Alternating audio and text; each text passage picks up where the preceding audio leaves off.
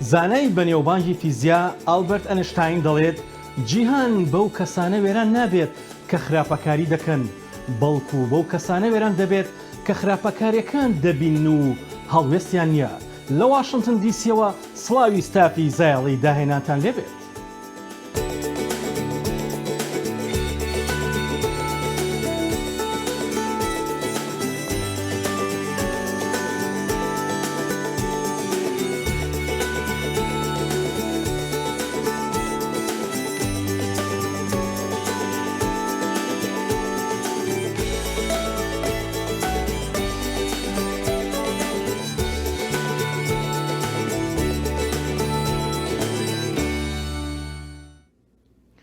هەموو ساڵێک لەم سەروەختەدا لە هەڵەبجە ڤیستیڤاڵی هەنار ساز دەکرێت، بەڵام ئەم ساڵ 600 جوتیار بەشداریان کردووە.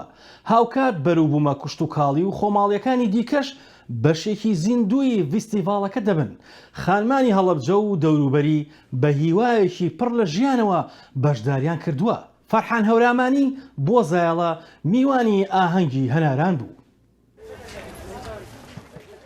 حوتەمین فستیڤاڵی هەنار بۆ بەرهەمە ناوخۆیەکان بە بەشداری زیاتر لە 6,000 جوتیار و خاوەنکار و دەزڕەنگین لە پارێزگای هەڵەبجە دەستی پێکرد و بڕیارە ماوەی 3 ڕۆژ بخایەنێت. ئەم فستیڤاڵە لەلایەن بەڕێبەرایەتی گشتی کشتتوکاڵی هەڵەبجە و تۆڕی ڕێکخراوەکانی هەڵەبجە بەڕێوە ئەبرێەوە بۆ ئەمساڵ بۆی بتوانانی فستیڤاڵەکە قۆناغێک بەرینە پێشتر.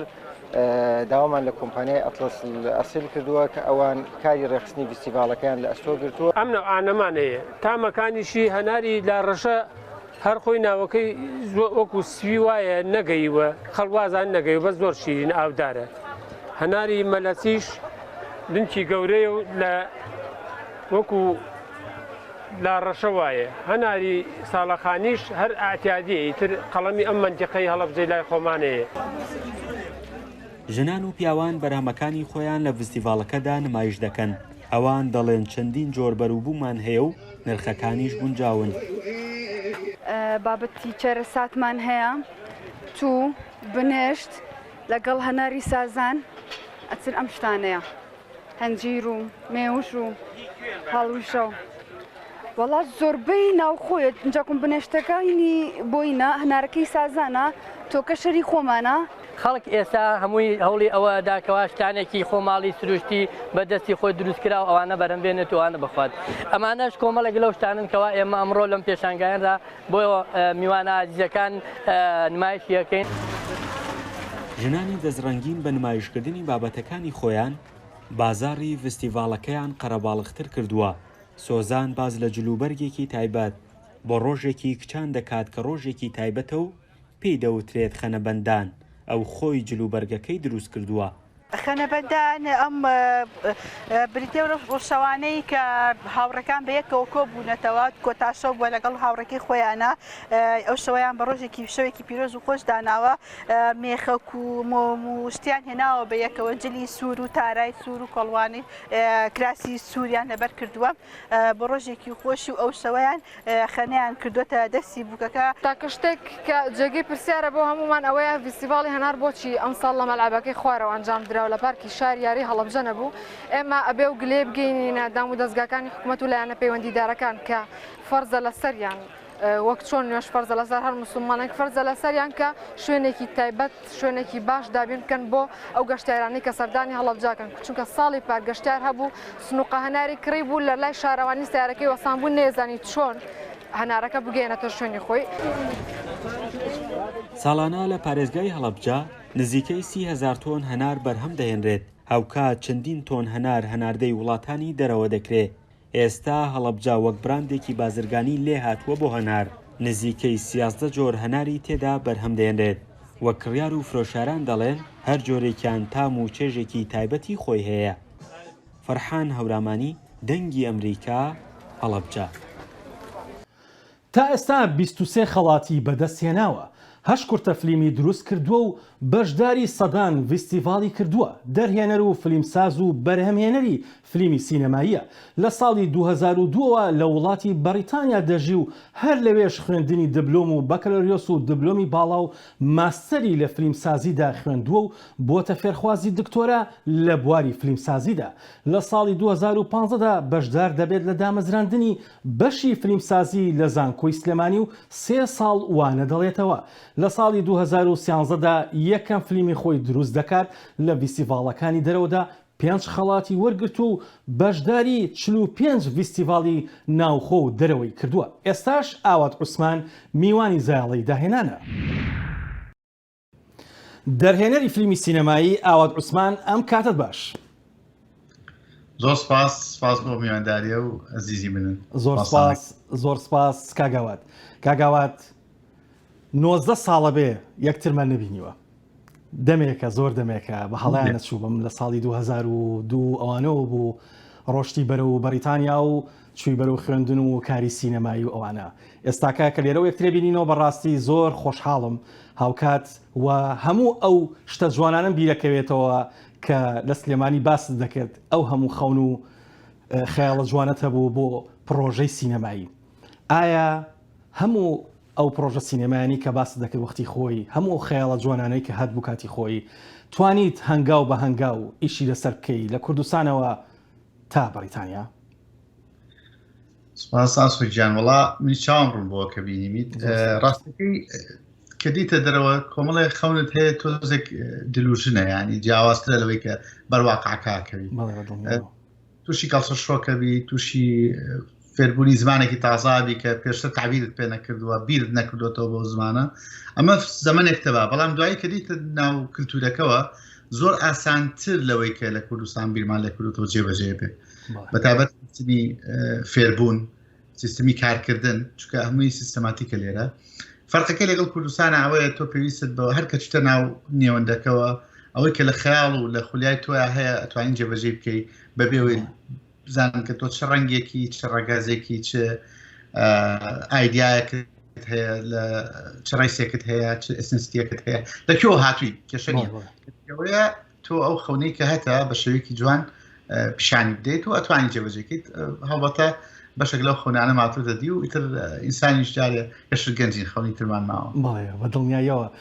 ئەوە جان لە ماوەیە شتێکت نووسی بوو لە پەیجەکەی خۆت بە حەقەت زۆر کاری تێکردم لە دڵەوە هەم ئازاریام بەڵام لە دڵیشەوە دڵی خۆش کردم کە تۆ بەو گڕوتینە گەورەیەوە لە کوردستانەوە تا بەریتانیا بەردەوام بی لەوەی کە ئەو خەونەت بێنیتە دی خەونی خوێندن و خەونی ئەوەی کە توانی دکتۆرا وەرگری بتوانی بۆ دکتۆراکەت بخوێنیت و هاوکات 2 ماستەری ژوەر بگریت.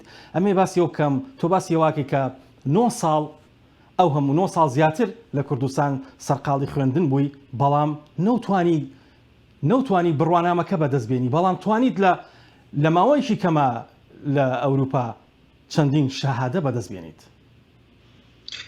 ڕاستەکەی مەسەلەی خەون و خولیای ئینسان سنووری بۆ نییە ئەوەی باشە ئێمە لە هەموو شتێکمان سنووردارێکرێ بەس خەونەکانمان کەس ناتوانێت سنووری بۆدانێت هی خۆمان مڵکی خۆمانن.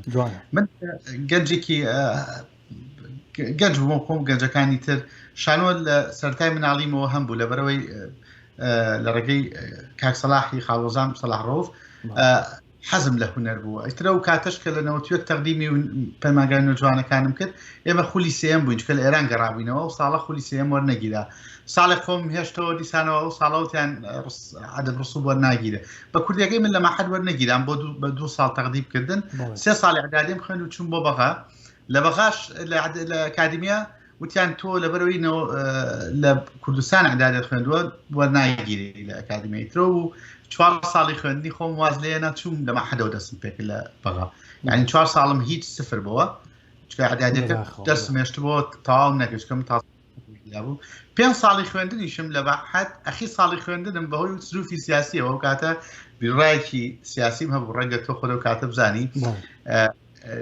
بەهۆی وەسعی سیاسیەوە ئەم قەبزم دەرچوو لە بەغا نەمتوانین تەواوی بکەم هاتم فیلمێکمان لە کوردستان دروست کرد زامی کامێرا و باسی کۆڕەوەکەینەوە توێکێک کردو تر خۆشم تۆزێک کاتە بیڕای چەپم هەبوو دوورکەوتبەوە لە خوێندن و لە سلێمانیش بەداخەوە جارێکی تر وەریان نەگرتمەوە بە بیانی ناجۆر ئەو کاتە و دەسەڵاتدارانی پەیمانگەی جوانەکانی ئەو کاتە وەریان نەگرتم تر بە حەجم تەواو نەکرد بەو دڵشکاوی هاتم بۆ ئەوروپا بەس مەبەستمە 9 ساڵ هەر من دەرچووی پۆلیسێ بووم بەس هەر هەمان 9 ساڵ من دبلۆم بەکالریۆس دبلۆمی باڵا 2 ماستەر ساڵێکی دکتۆراش ئەنەمە 2 ساڵمە هەمان 9 ساڵ ئەو شتم تیا کرد یعنی تیا بەدەزێنە یعنی بەستی منەوەیە ئینسان ئەگەر بێوێت کەواتە خەلەلەکان ئینسانەکان نین هەر جۆرەکرد بێت لە ئینسانە دروستیەکەی بەڵام ئەو سیستمە تێک تەشکێنێ هەلا دەکای تر ماوەتەوەی کە ئایا تۆ لە سیستمەکە دیتە دەرەوە چانست بۆڵەکەوێ خۆت دۆزیتەوە یا هەلو سیستمە بە وێرانکراوی ئەمێنیتەوە ئەو دوشتە جیاواز تا ڕادەیەک خۆ میستومە بەدەستمێناوە بڵێ زۆر سپاس کاگاوت عوسمان دەرهێنەری سینەمایی لە لەندەنەوە لەگەڵمان بوویت زۆر سپاس بۆ ئێوەش هەربژین نوێترین هەواڵ و زانیاری خێرایی و متمانە لە فەیسبووکی دەنگی ئەمریکا هەر دیمەنە و ئاوردانەوەیە لە ساتە وەختێکی ناوازە فەرمونون لەگەڵ گوڵبژێری وێنەکانی ئەم هەفتەی جیهان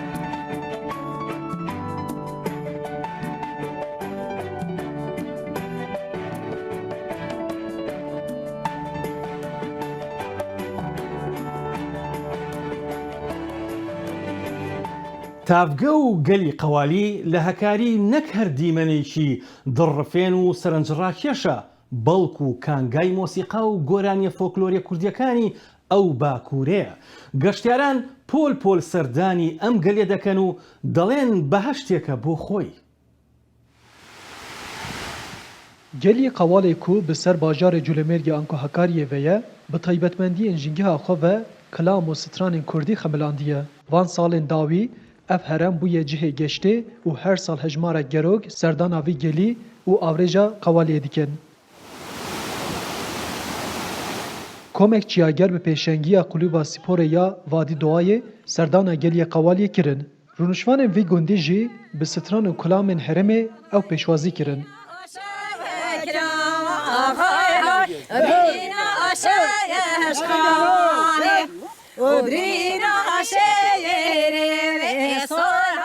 شویده کیفا مگله یا به هاتی نتاتی نویره گنده مگله یا صابر کتی و میگا روستان به معنی خوشه یا منافودنگه قواله یا منافودنگه اینمی بخیراتن باکی بخواه و به ملاتفه Koma çiyageran û gundiyan bi hevra bo ser avrêjê li gel strana nav û dengiya geliyê qewalê kûr e meşiyan.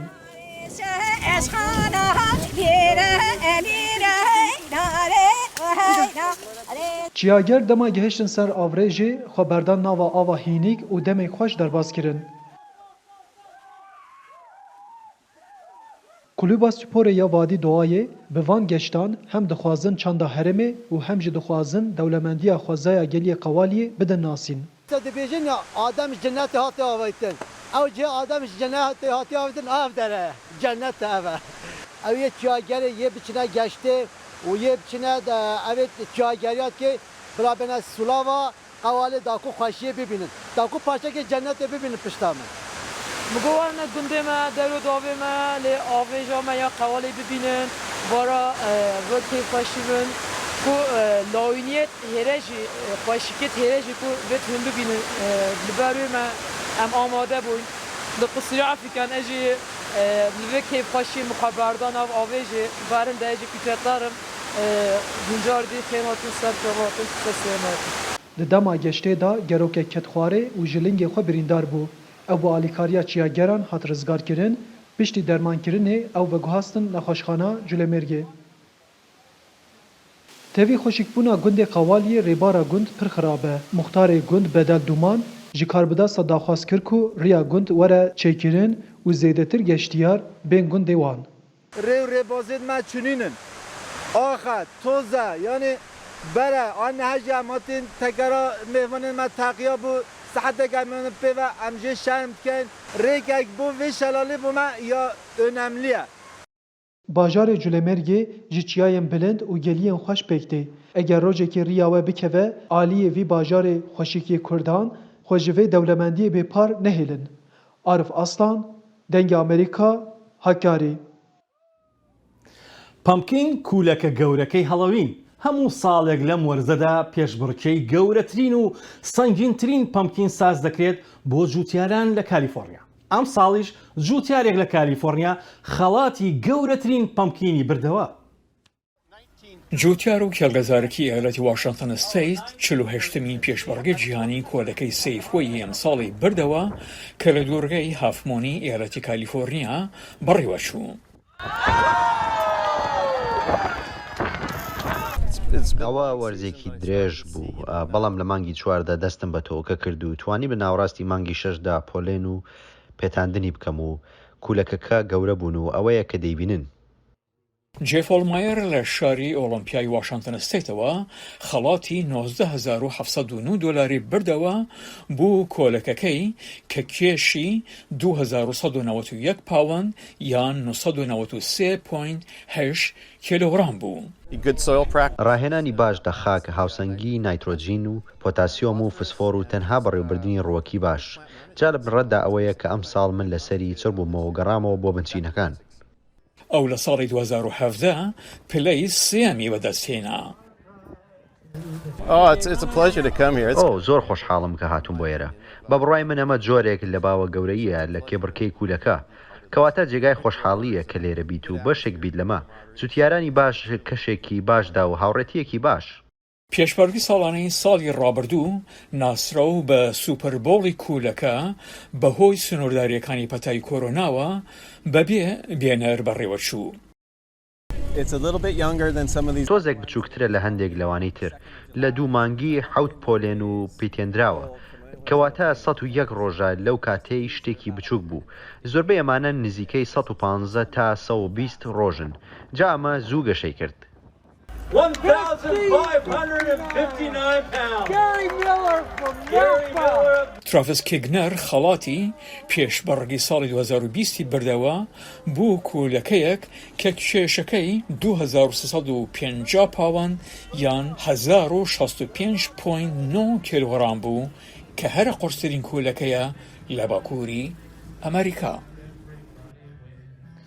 هونەرمەندی بەنێوبانکی بەریتانی ئەنیش کاپور پیشانگایەکی جیاواز لە ئۆکسفۆرد دەکاتەوە.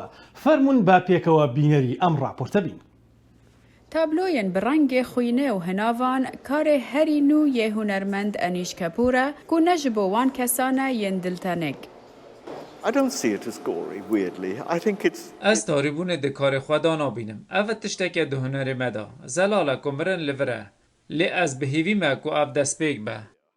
ji dema Kepûr xelata Turner ya navdar di sala 1991 da wergirt, ew bû yek ji girîngtirîn hunermendin hemdem yên Brîtanî. Tevî ku ew weku pêkersazek bi navûbang e, Kepûr her wiha nîgarkêşiyê dike. Pêşangeha wî ya nû li Galeriya Hunera Nûjen li Oxford, pêker û tabloyên wî bi hevra tên pêşkêşkirin. Divê em wîrek bîn wek hunermend. Erkêmeyek ku em wîrek bîn û rîskan wergirin. Ev kara rîsk e û renge xelek jê hez bikin yan jê hez nekin. Kepûr bi aşkira rexne li hikûmeta konservatîv ya Brîtanya digire û ji biryara hikûmetê ya kêmkirina budcê ji bo hunerê gelekî nerazî ye. Ew zarokên me fêr dikin ku maşînên kapîtalîzmê bin bi çi rûveyekê dikin. Ev e ajendayeka aliyên razgir e ku divê em bi hemû hêza xwe rê lê bigirin. Kepûr gotina Picasso dubare dike û dibêje huner ceng e. Belê, ez bihêvî me ceng be. Nexweş e tenê ew tişte bin ku tu pê rehetî. Ez naxwazim nerehetî çê bibe. Pêşangeha Kepûr ji 2 meha 10 dest pê kiriye û wê ta 13 meha 2 ya sala 2022 berdewam be. نووسەر و هەڵبەستوانی جووی ئەڵمانی بێرتهۆت ئۆرباخ دەڵێت مۆسیقا تەپ و تۆزی سەر ژیانی ئێمە دەتەشێنێت. ئامێریکی مۆسیقی ناوازە سەرنجی ئەم کوڕە گەنجە دەبات. گرانی و دەگمەنی ئەم ئامێرە وای لێ دەکات خۆی هەستێت بە دروستکردنی و لە کۆنسێرتە مۆسیقیەکانی سووریادا بەشداری بکات و سەرکەوتوو بێت. ئەم کاردارە سووریە کە هەوادارێکی سەرسەختی مۆسیقایە بەردەوامە لە دۆزینەوەی ئامێری مۆسیقای وڵاتانی تر و گونجاندنیان لەگەڵ مۆسیقای خۆرهەڵاتی لە ئاهەنگێکی تیمێکی یۆنانی ئەم ئالەتەی دیوە. هلا مثل آلة ديجيريدو هي آلة طلعت مع فقرة معياني. ئامێری دیجیریدۆ سەرەتا دەنگەکەیم لا خۆش نەبوو، هەر نەشم دەزانی ناوی چییە. دواتر لێم کۆڵیەوە بینیم لە ئەوروپا زۆرە و نرخەکەی خەیاڵی بوو، بۆ بارودۆخی ئێمە گونجاو نەبوو، بڕیارمدا خۆم دروستی بکەم. کارکردنی بەردەوام بۆ ماوەی 3 مانگ لەگەڵ ڕۆحی دارێکدا تاوەکو بەنەمری بەردەوام دەنجی جۆکان پڕکان لە ئاواز. كونه عم حاول ادمج الثقافات بالثقافه السوريه خلينا نقول. دەمەوێت ڕۆشنبیری مۆسیقی جیاواز تێکەڵاوی مۆسیقای خۆرهەڵاتی بکەم و دوو ئامریکی ئەفریقاییە و لە خواروی نێجیریاوە سەرچاوی گرتووە و تەمەنی 4000 ساڵە. ئامێرەکەی دروست کرد و لە ژەنینەکەشی ڕازیە دەگونجێ لەو تیمە مۆسیقایی کاری لێەکە ئۆدۆش بە تامێکی سووریایی بژەنێت.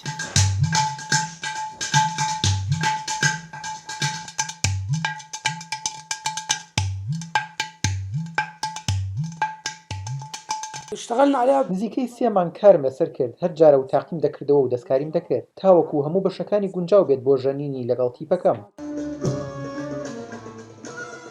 ئەم کاردارە هیوایەتی مۆسیقایە و دیواری ماڵەکەشی بۆ خۆی ئەدوێ.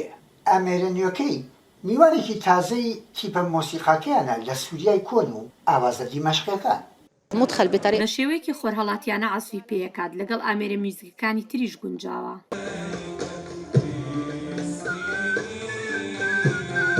مۆسیقا خۆرهەڵاتیە دیمەشقیەکان وە خۆیان ماون، هەرچەندە ئامێرێکی 4000 ساڵی ئەفریقاییش لە ریزی ئامێرە خۆرهەڵاتیەکان ئارەزانە یەخا بەرزنجی دەنجی ئەمریکا. زیان لە ساڵ و نیوێکە پەردەی سەرجەم شانۆکانی ئەنکەرە بەهۆی پەتای کۆرۆناوە داخراون. یەکێتی ئەکتەرانی شانۆی ئەنکەرە لە فیستیڤالێکدا شانۆیان گەڕانەوە سەر شەقامەکانی ئەنکەرە. Hepinize hoş geldiniz diyorum ve perde. Şanoyên Enqerê piştî qisedana serokê şaredariya bajarê mezin yê Enqerê Mansûr Yebaş perdên xwe ji ger re vekirin. Salê ku nîv zêdetirê ku li Enqerê perdeyên hemû şanoyan girtî bû. Yektiya çêkerên şanoyê yê Enqerê di rojên çûyî da bi festîvaleka şanoyê perdên xwe ji temaşevanan re vekirin. Di şahiya şanoyê da li Gazî Parkê gelek tiyatroyan stand vekirin û lîstikên xwe dan nasîn. Serokê Komeleya Çêkerên Şanoyê ya Enqerê Alî Nihat Yevaş jî ev pêvajo wiha ragihand. Bugün burada ve perde demek için toplandık. Sezon Em îro li vê derê civiyan ku perdên xwe vekin. Divê şînahiya me ya dawiya demsalê da gel me tenê nehêşt. Hatina me ya bahev pir girîng e. Hêviya me ew e ku wek vê derê gelê me salonên şanoyan jî pir bikin. Di vê festîvala şanoyê da cûr bi cûr lîstikvan derketin pêşberî temaşevanên xwe. Hin kes bi cilûbergên xwe û hin kes jî bi dans û mîzîkên xwe hemû qada parkê wek sahneya şano bikaranîn. Di nav anan da yê herî balkêş jî lîstikvanên lingê darîn bû û li ber bejindirêjiyê mikrofona dengê Amerîkayê da destê xwe û wiha axivî. Merhabalar, ben Demir Yazışık. Ahşap... Dem baş, ez emre ozişk li atölyeya gavên kukla ya lingên darînim. Hûn jî dibînin peyên min ji dar e. Em ana vekirina perdeyan bi festîvala şano pîroz dikin. Em demeke dirêj ji şanoyan dûrketin. Êdî dana şanoyê hat. Bandora pandemiyê li ser şanogeran jî xwe gelek nîşan daye. Li ber vê jî vebûna şanoyan herî zêde lîstikvanên şanoyan kêfxweş kir. Ew gava hestê xwe diyar dikin wiha dibêjin. 1,5 senedir sahnelerimiz kapalı. Çok heyecanlıyım. Salak û nîvan em ji perda dîr ketîn. Ev e ji bo me dijwar derbas bî. Lê anû ke em pir kelecanî. Bê temajvan şanû nabe. Me online jî ceriband belê nebaş bî.